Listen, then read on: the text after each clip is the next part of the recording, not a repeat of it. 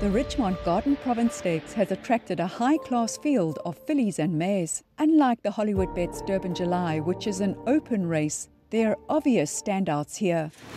Double Grand Slam is fast becoming a darling of our turf, and top-class performances by Rascova make her a dream filly to follow. In Mike de Kock's opinion, Silver Sanctuary is the horse to beat, whilst Candice Bass-Robinson raids with the talented Red Palace, capable of taking home the win.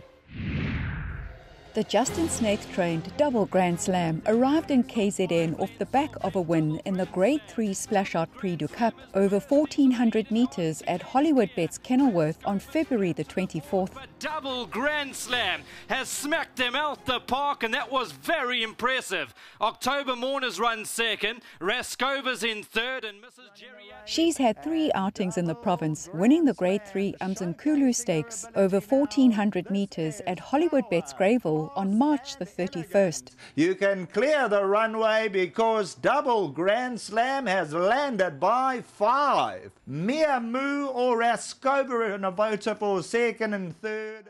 Her arch-rival Rascova got the upper hand next time out, taking her to the line in the Grade 2 World Sports Betting Fillies Guineas when going the mile on May the 8th. Now Richard Ferry and Double Grand Slam have to go for all she's worth. Rascova and Double Grand Slam in a slugging duel. Rascova keeps finding though, and Rascova outdoes Double Grand Slam. Last time out on June the 8th, she added the Grade 2 East Coast Radio Tiboshino Stakes over 1,400 metres to her tally. This is a significant race on form as Humdinger and Bavarian Beauty, who crossed the line in second and third, and Happy Chance in fifth, also take their places in the Ridgemont Garden Province Stakes. Then comes Humdinger towards the outside, but this could well be the moment. It's Double Grand Slam as Richard Ferry becomes a legend of South African sport. Double Grand Slam won 3-3-5. Humdinger second, Bavarian Beauty. Then we cannot fault her form of late. I mean, she's done everything right. She's a superstar filly. We rate her as probably the best filly in the country at the moment. For a 3-year-old, she's just blossoming into a lovely older filly and strengthening all the while. So great draw, good jockey. She's coming in with impeccable form. She's probably our best runner on the day, and yeah, I get goosebumps every time she runs. So she oozes class and she is so competitive. She just has that champion's attitude. She's head in the manger, she loves her work, and yeah, just absolutely every trainer would like to wake up to come and train a horse like Double Grand Slam, and it just makes every day a pleasure. So something for everybody to watch. She's an amazing filly, and we hope that she can pull off the Grade 1 win on Saturday the 6th of July. Prior to her last start, the Mike de Kock-trained Silver Sanctuary earned the label of being a bridesmaid. She had finished second to Beach Bomb in the Grade 1 World Sports Betting Cape Fillies Guineas. Beach Bomb got the better of Silver Sanctuary. Second to Gimme Another in the first 2 legs of the Wilgeborgsdrift Triple Tiara. Gimme Another will beat home Stable Companion in second, Silver Sanctuary. And if that weren't enough, then third to Francis Ethel and My Soulmate in the third leg, the Grade 2 Wilgeborgsdrift SA Oaks over 24.50. And Francis Ethel goes on to win the final leg of the Triple Tiara from My Soulmate. Silver Sanctuary third. But her time finally came when she landed the Grade 1 Woolavington 2000 last time out. Silver Sanctuary goes for a run on the inside. Francis Ethel's under pressure. Gilded Butterfly needs some running room. And on the outside, Hold My Hand. Silver Sanctuary, Hold My Hand's running a big race on the outside. Silver Sanctuary clinging to the lead. Hold My Hand running on his beating wings. They're coming from everywhere. Silver Sanctuary won it. This filly has been running with Give Me Another, so she's been the bridesmaid to that filly, which is absolutely champion. It was a brave win. She's not the tallest of sorts. She's obviously a filly that was still busy progressing. A most deserving filly. Never run badly, and in fact, if it wasn't for Give Me Another, she would have been going for a Triple Crown. The filly's doing extremely well. It was a toss-up running her in the July all year.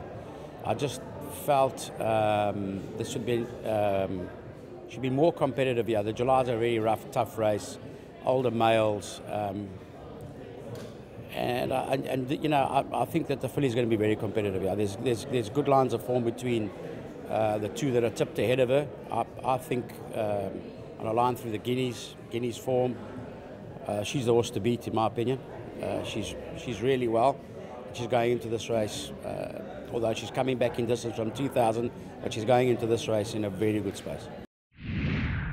From the stable of Glen Kotzen comes star filly Rascova. She and Double Grand Slam renew their rivalry, having met 8 times, with Rascova getting the upper hand on 5 of those occasions. She finished 3rd and 3.5 lengths to Double Grand Slam in the Grade 3 Splash-Out Prix du Cap on February the 24th.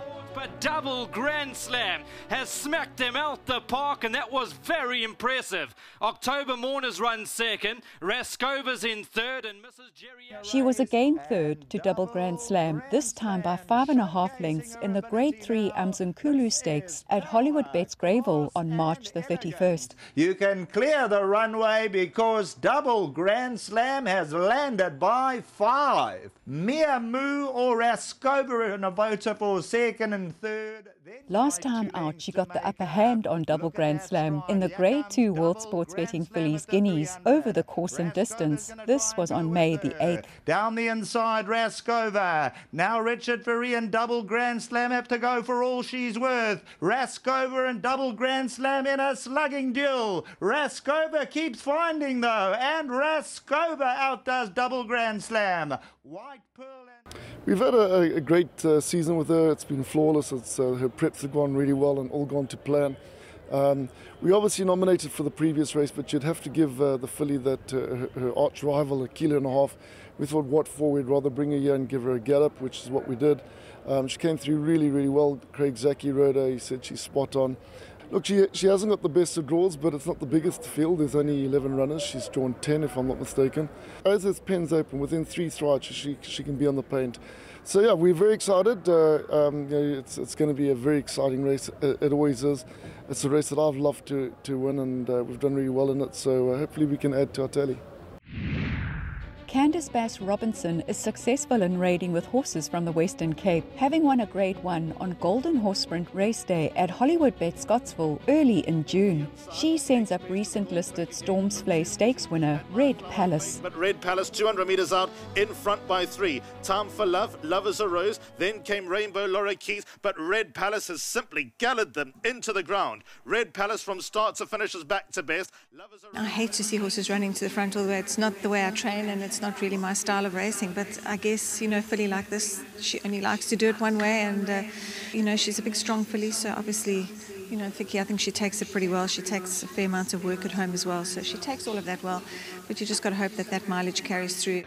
Candice is very clever with the way she targets certain races up in KZN, like she did with the 3 fillies on Sprint Day a couple of weeks ago, and she settled in like she'd been there all her life. So kudos to the team back home in Cape Town. I mean, she's a nice filly. She's a darling.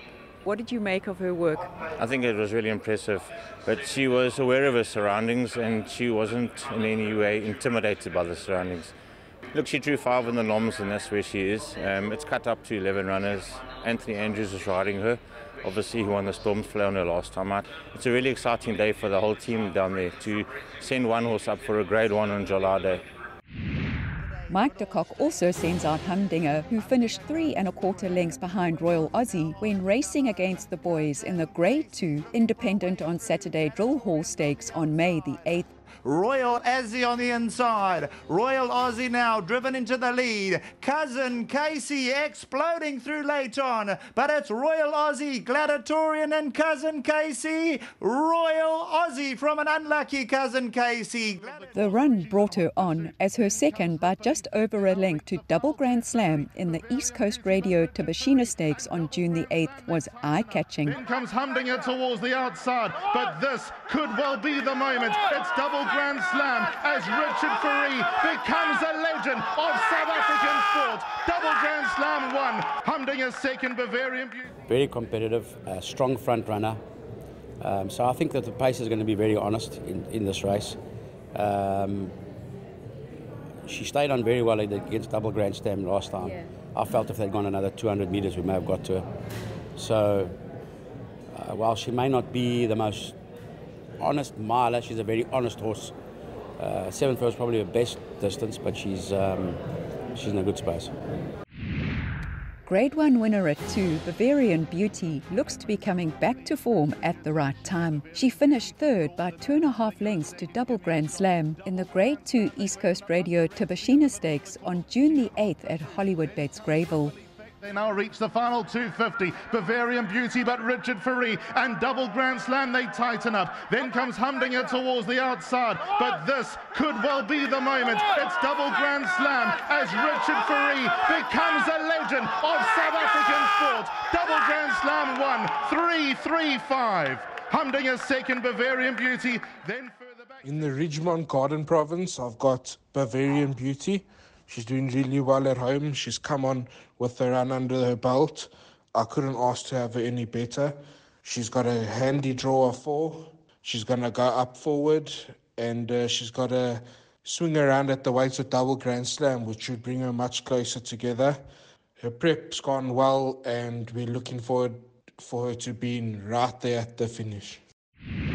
Stable companion to Rascova is Hold My Hand. She's had 2 runs in the province since the start of the season. She was in need of her first run when returning from a 3-month break, but showed her earlier Grade 1 form when second by 3/4 of a length to Silver Sanctuary in the Woolavington 2000. Sarki hooks out, so does Hold My Hand.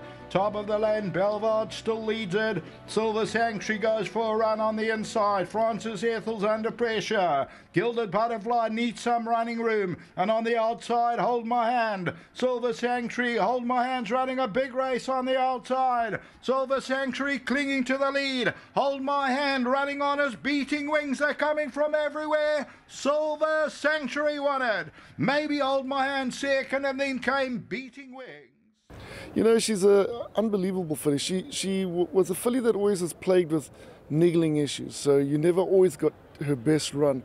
But what I do find with her, the harder the field, the better the competition, the better she ups the game.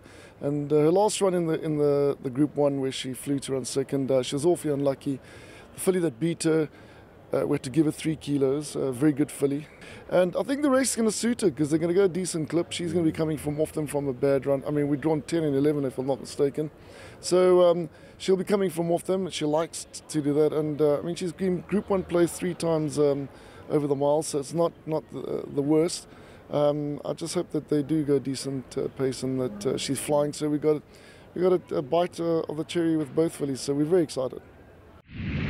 The first of Sean Terry's coupling, Mrs. Browning, won the Grade 2 Tab Camellia Stakes over the 1160 at Turfentine on April the 27th. 220 out, Mrs. Browning, time for Orchids. Starts to run on towards the inside. It's these two, Mrs. Browning, time for Orchids, trying to pull it out down the inside, but Mrs. Browning continues to roll to give Sean Terry yet another winner on the card. Mrs. Browning won it from time for Orchids. In her last start on June the 1st at Hollywoodbets Scottsville, she took October Morn to the line in the Grade 1 South African Filly Sprint. Coming down to the 200, Mrs. Browning now leads it. Mrs. Browning on the outside trying to make a race of it as Winter Cloud. Down on the inside, October Morn. October Morn's coming strongly at Mrs. Browning, and it goes to October Morn. Second placing, Mrs. Browning. So she's more of a speed horse. She's won up to 1450 but hasn't competed over the mile. So we are taking a chance here, but we have the draw. And we've made a few equipment changes at home that seem to be working.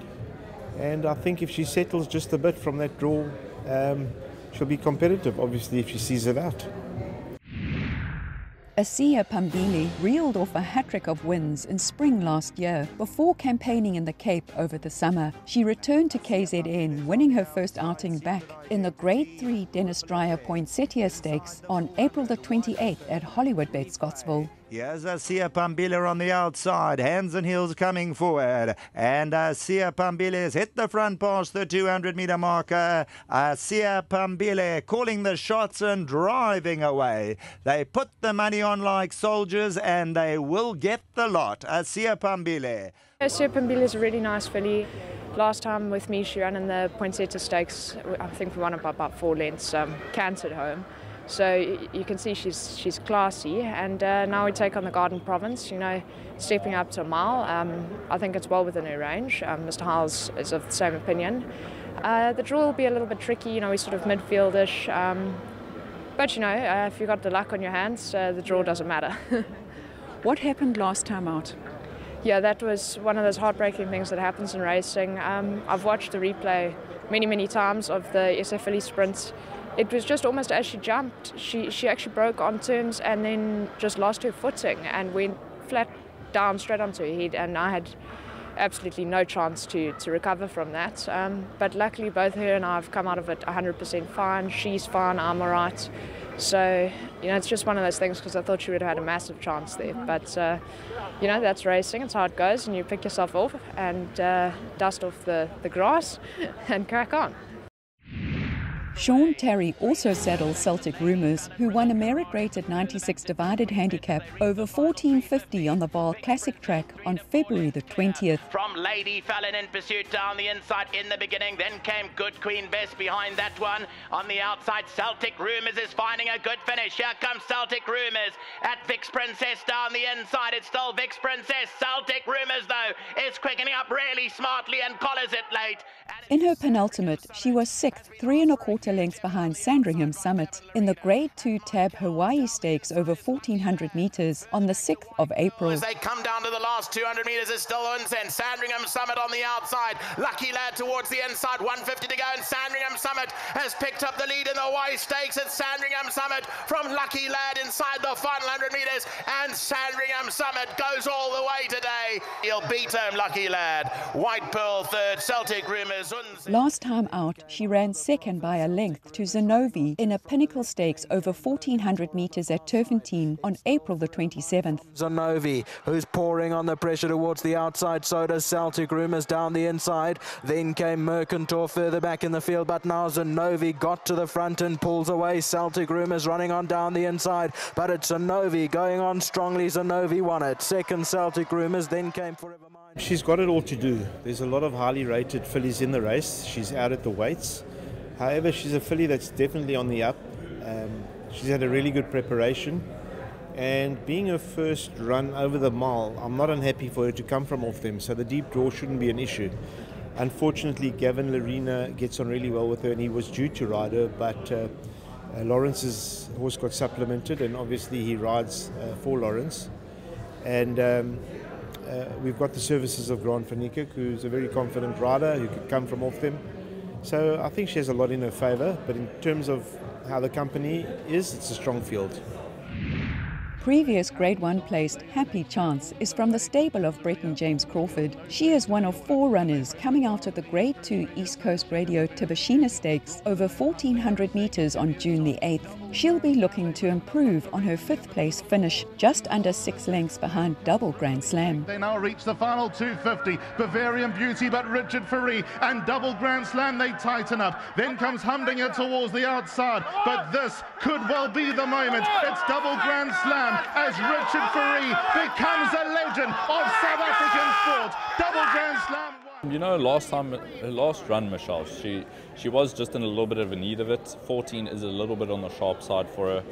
I have been questioning whether this filly is better over further or not. She proves to be quite versatile. Cape Town, I find it to be a little bit false though, especially how slow run they can go, especially when they start to go over the kind of trip. So I think Mile is going to be more suited, especially at Greyville. She's come on a lot from her last run. She's improved a ton. Pole, I don't necessarily think it's bad. I don't necessarily think it's good. I think on the rail can put you in a little bit of trouble, especially if you come out a touch slow, and a lot of people look to overcome their draws. But if Cabello can get somewhere into a good, comfortable position and just get the filly in a nice rhythm, I definitely make it to be a big runner up. I mean, I have healthy respect for Justin's horse, who looks to be an absolute freak of nature. But I do think she's also speedable over the mile. When will your horses come down? The Friday, the day before. As you've done before? As we've done many times before. Stunning. Thank you so much for your time. 11 fillies and mares go to post in the Grade 1 Ridgemont Garden Province Stakes. It's carded as race 8 and goes off at 1700 hours.